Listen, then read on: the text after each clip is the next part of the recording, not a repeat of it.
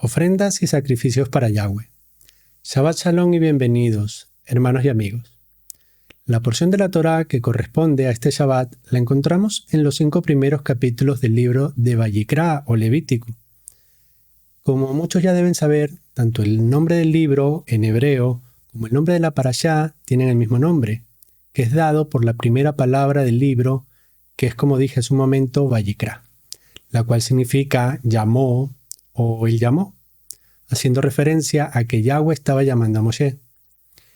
Y es interesante cómo podemos conectar esta palabra con la parashá, porque aunque esta porción de la parashá trata principalmente de ofrendas y sacrificios, y no hay mención de ningún llamado más aparte del inicio de la parashá, sí que podemos pensar que Yahweh estableció tanto ofrendas como sacrificios para que de alguna manera llamar a su pueblo al arrepentimiento. Y en esta presentación queremos que seas conscientes de la gravedad del pecado en nuestras vidas, aun cuando pequemos por ignorancia, y cómo Yahweh establece medios para que podamos acercarnos a Él aún sin merecerlo, a través de ofrendas y de sacrificios.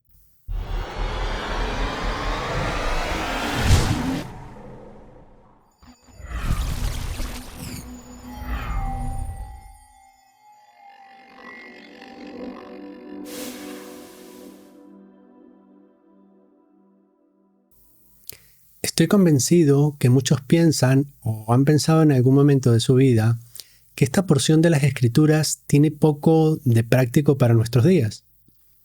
Y de alguna manera puede haber algo de cierto, en el sentido que en la actualidad no tenemos un templo y no estamos realizando sacrificios de animales.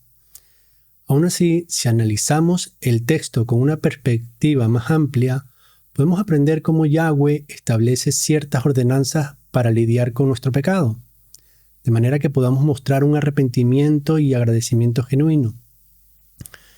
Como dije hace un momento, el nombre de la parashá es dado por el comienzo del texto, que nos dice Vayikra al Moshe, que significa llamó a Moshe. En traducciones en español es traducido como llamó Yahweh a Moshe. Y esta es una buena traducción, pero si queremos ser más fieles al texto original, según el orden de las palabras que encontramos, podríamos decir así como llamó a Moshe hablando Yahweh desde el tabernáculo de reunión, diciendo, y continuando con el texto, comenzamos a ver que lo que Yahweh dice a Moshe es relacionado con las ofrendas, mencionando para el primer caso que serían ofrendas del ganado vacuno o del rebaño ovejuno. Y en el verso siguiente, Yahweh aclara que el animal debe ser macho y sin defecto, y que el varón que hacía la ofrenda debía hacerlo voluntariamente. Y aquí quiero que notemos algunos puntos específicos. El primer punto es que el animal que sería ofrecido para el holocausto debería ser macho. Y esto lo podemos conectar con el liderazgo y con la fuerza. Creo que de esta manera Yahweh probablemente nos quiere animar a que le ofrezcamos aquello que nos hace sentir fuertes o seguros de nosotros mismos. Y de esta manera confiemos más en Él. Y esto lo podemos conectar con la segunda carta a los Corintios, en el capítulo 12, donde Shaul o Pablo escribe acerca de una visión que tuvo y cómo le fue dado un aguijón en la carne para que a causa de las revelaciones que recibió nos exaltase. En el verso 6, Shaul nos dice que si él quisiera gloriarse, no sería insensato, porque hablaría la verdad. Sin embargo, en el verso 5 también dice que no se gloriaría sino en sus debilidades. Y con relación al aguijón que le fue dado, nos dice que rogó 3 veces al Adón para que se lo quitara.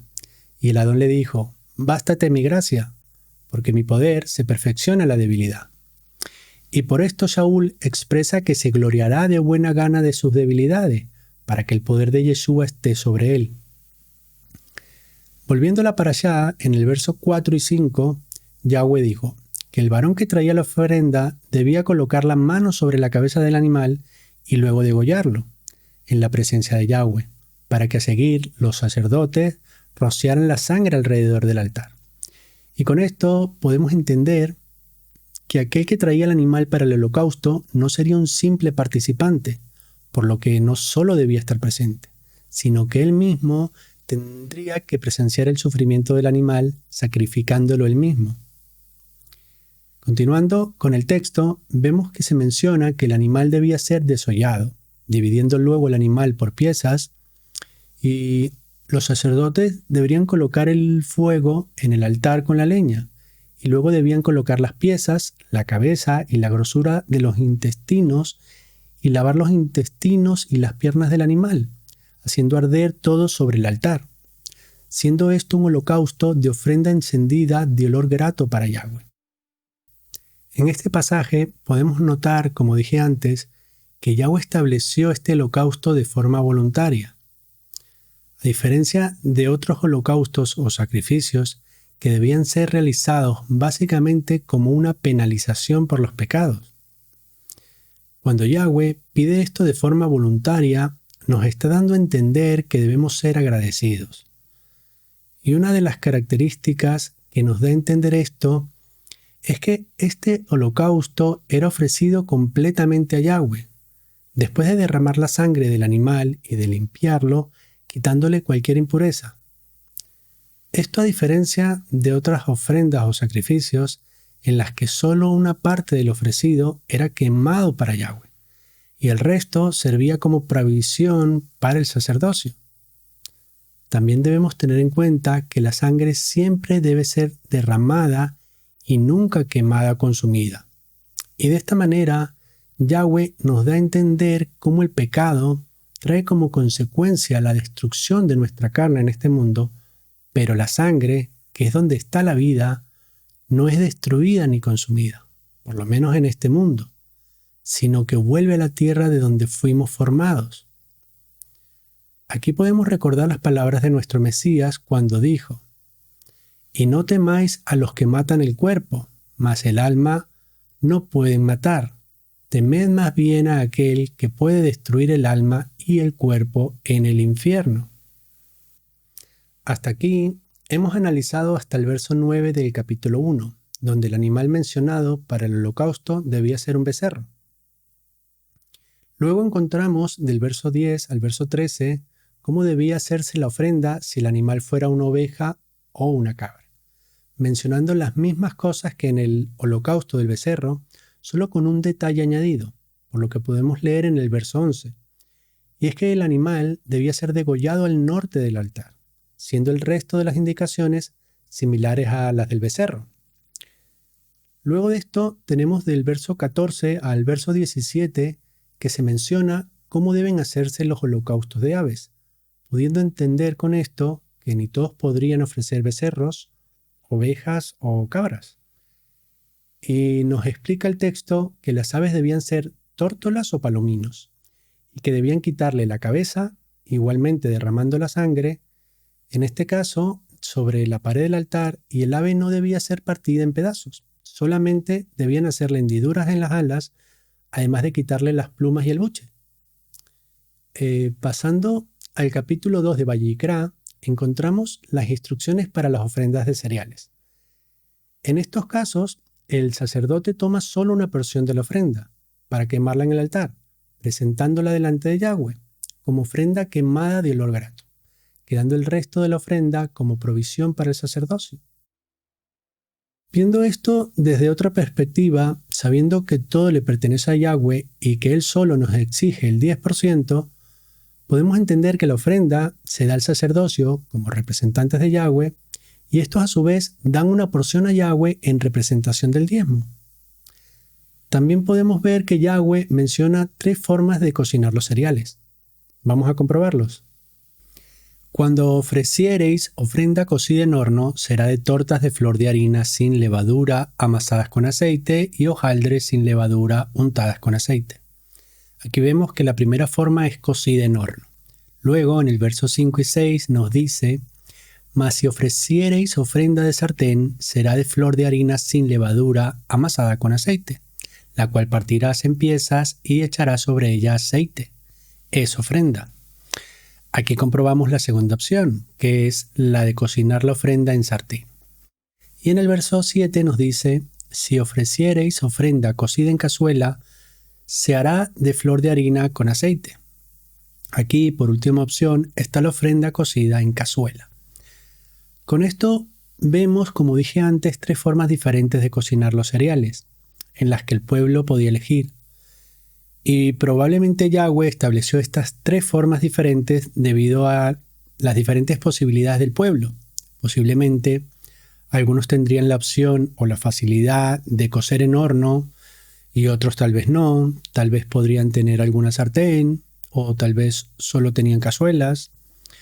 Lo que está claro es que el pueblo podía elegir entre las 3 opciones, la que fuese de su preferencia o de sus posibilidades. Mientras avanzamos en la lectura, vemos que todas las ofrendas de grano que son ofrecidas a Yahweh debían llevar aceite y sal, pero ninguna de estas ofrendas debía llevar levadura ni miel, así como nos dice el verso 11. Ninguna ofrenda que ofrecieres a Yahweh será con levadura, porque de ninguna cosa leuda ni de ninguna miel se ha de quemar ofrenda para Yahweh.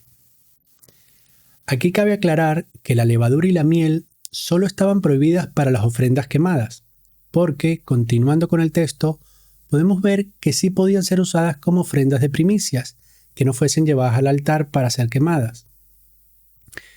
Luego, cuando llegamos al capítulo 3, encontramos las ofrendas de paz.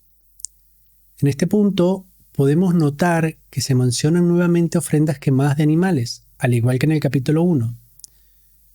La diferencia que encontramos aquí es que después de sacrificar al animal, desangrarlo y desollarlo, y habiendo lavado sus partes quitándole las impurezas, en el primer caso, todo debía ser quemado en el altar, como olor grato a Yahweh.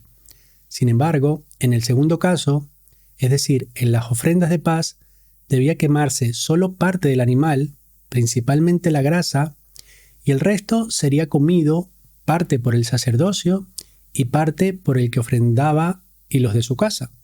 Para comprobar la parte que debía ser quemada, vamos a leer Vayikra 3, versos 3 y 4.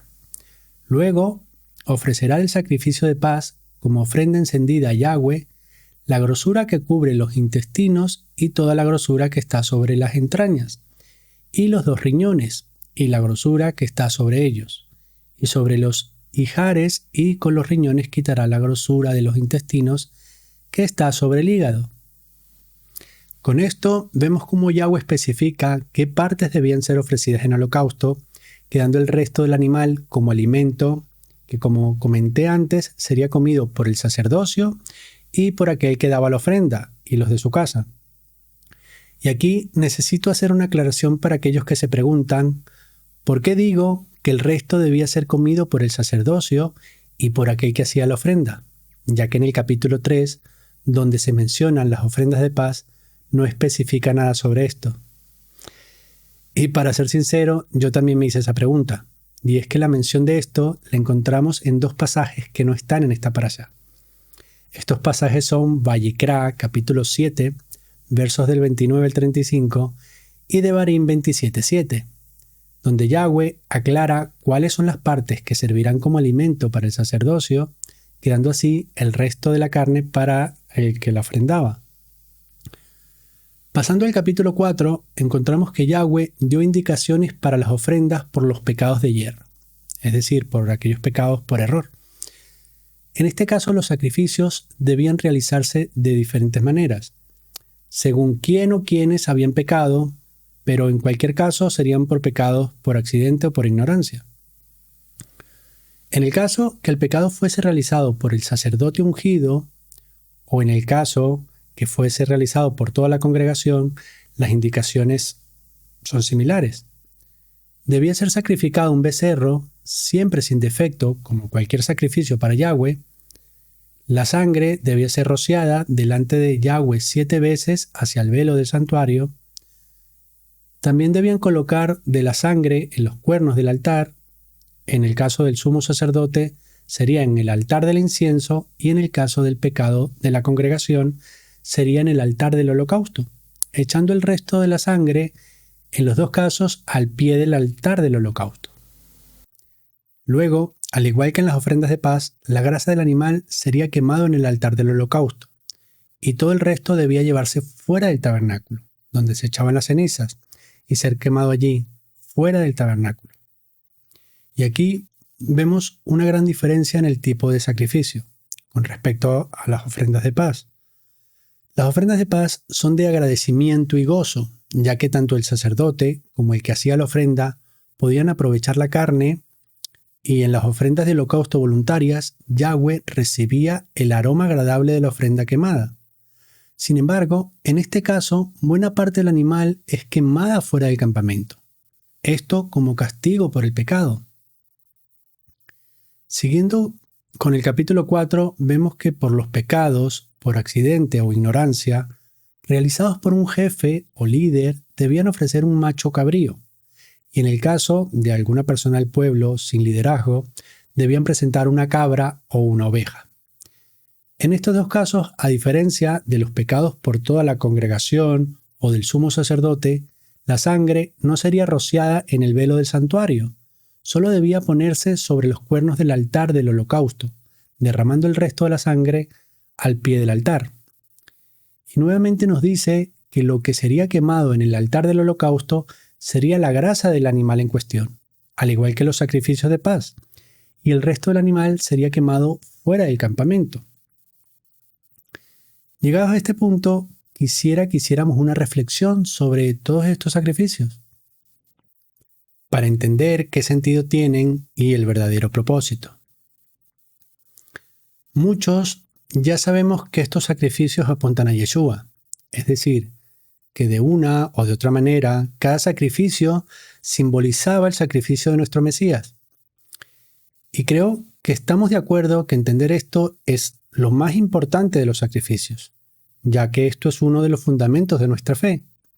Y más que eso, Yeshua es la piedra angular en la edificación del reino, por lo que yo diría que Yeshua, con su sacrificio, es el fundamento de nuestra fe. Aún así, creo que a veces no se entiende muy bien. Muchos hemos escuchado desde niños, algunos ya de adultos, que Yeshua o Jesús, como muchos le llaman aún, murió por nuestros pecados, y es muy importante saberlo. Pero creo que gran parte de las personas no son conscientes de lo que eso implica. He notado cómo muchas veces las personas repiten que Yeshua murió por nuestros pecados de una forma tan básica y superficial.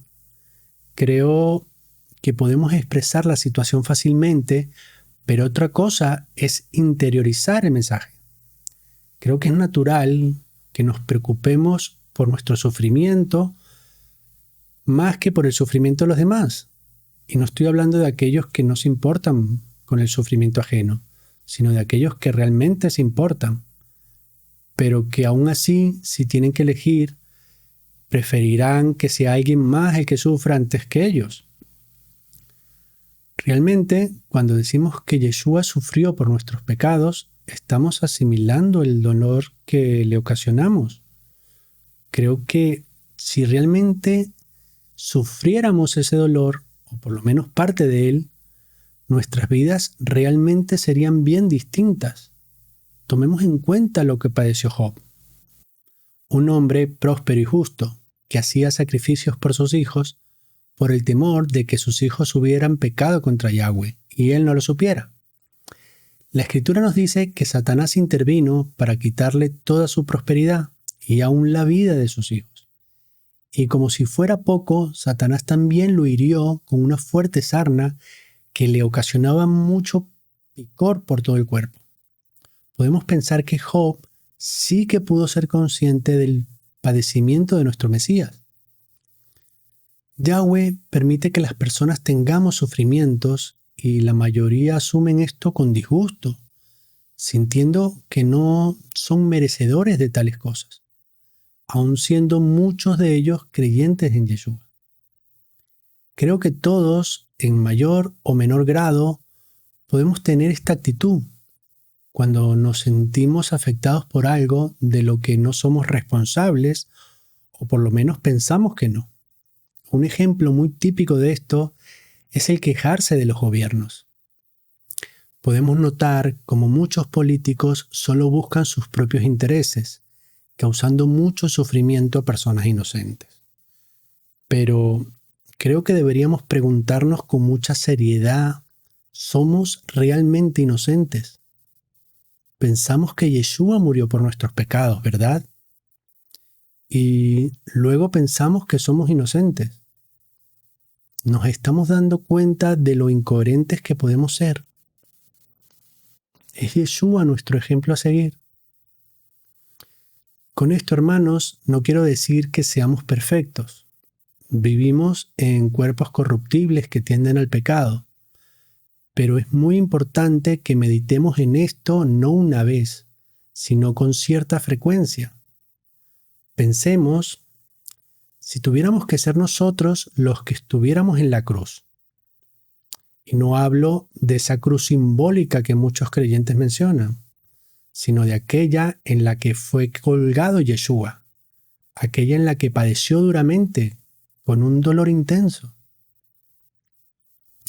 Si de verdad entendemos que eso es lo que produce nuestro pecado y que realmente es algo que deberíamos padecer, de seguro nuestras vidas podrían cambiar mucho.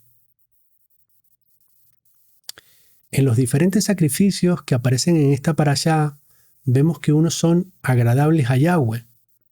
Estos son aquellos que se ofrecen voluntariamente, reconociendo que Yahweh es el que nos provee de todo lo que necesitamos, sabiendo que la ofrenda es como devolverle una parte de lo que nos ha provisto, mostrando así nuestro agradecimiento. Pero están los otros sacrificios que son por el pecado, donde no hay mención de que Yahweh se agrade por estos, pero que son establecidos para que podamos entender la gravedad del pecado.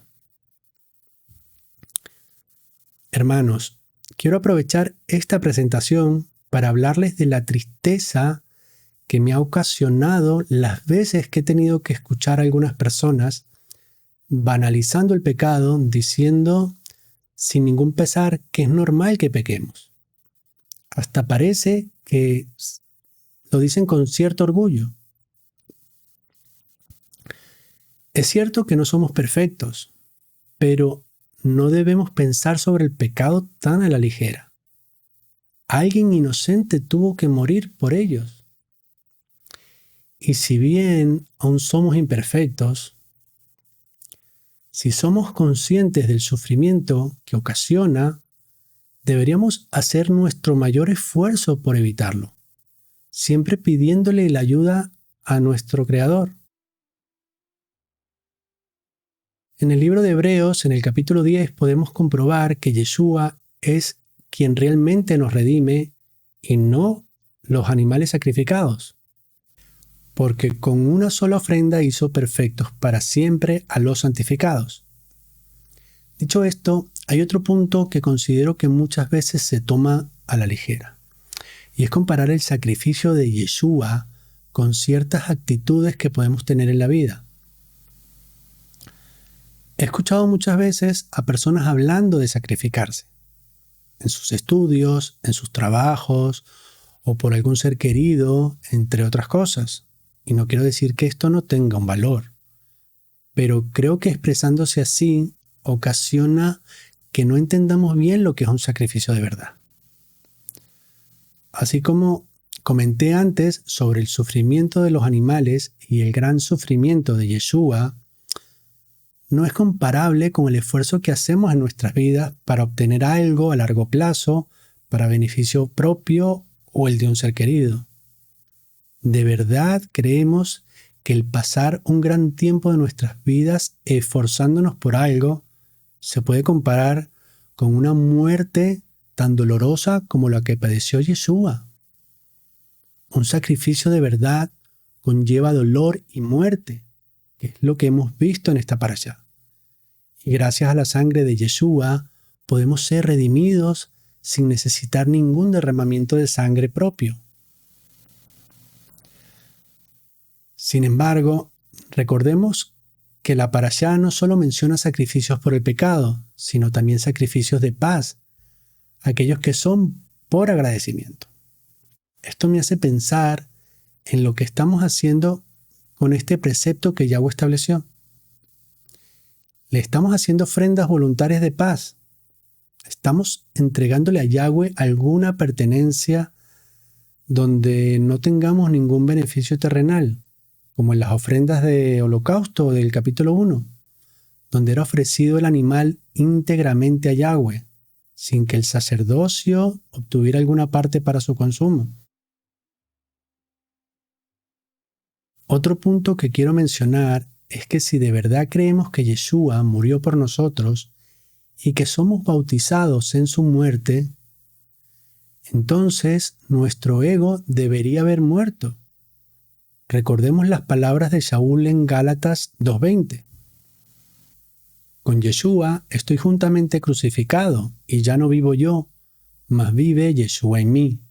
Y lo que ahora vivo en la carne, lo vivo en la fe del Hijo de Elohim, el cual me amó y se entregó a sí mismo por mí. Hermanos, no tomemos a la ligera el sacrificio de Yeshua. De seguro que si alguno de nosotros tuviera que sufrir lo que Yeshua sufrió, no pensaríamos en el pecado como algo de poca importancia. Muchos piensan que el pedir perdón resuelve las cosas, y el pedir perdón puede ayudar, pero con esta parashá vemos que las cosas no son tan sencillas.